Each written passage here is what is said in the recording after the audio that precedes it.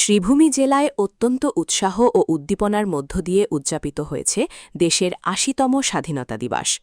এই বিশেষ অনুষ্ঠানে উপস্থিত থেকে জাতীয় পতাকা উত্তোলন করেন রাজ্যের মন্ত্রী কৃষ্ণেন্দু পাল।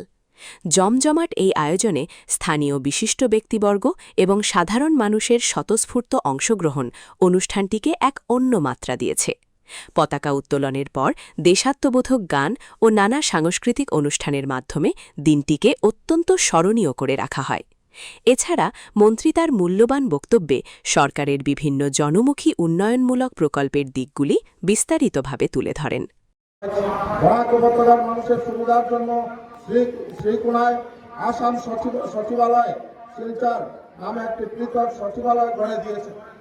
এই সচিবালয়ে মোট ৩২টি সরকারি বিভাগের কর্মসংস্কৃতি খুব শীঘ্রই শুরু করা হবে। মুখ্যমন্ত্রী বরাক উপত্যকার ৩ জেলায় সভা বিকাশ পাইছে। এবার রাজ্য সরকারের বাজেটও এর প্রতিফলন ঘটেছে।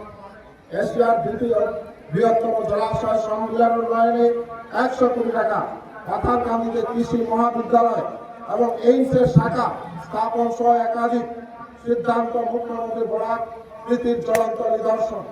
এছাড়াও মুখ্যমন্ত্রীর উদ্যোগে শিলচর থেকে মেঘালয়ের বনপানি হয়ে গুয়াহাটি অব্দি এক্সপ্রেস হাইওয়ে নির্মাণের জন্য ইতিমধ্যেই কেন্দ্রীয় সরকার ২২,০০০ কোটি টাকা মঞ্জুরি দিয়েছে।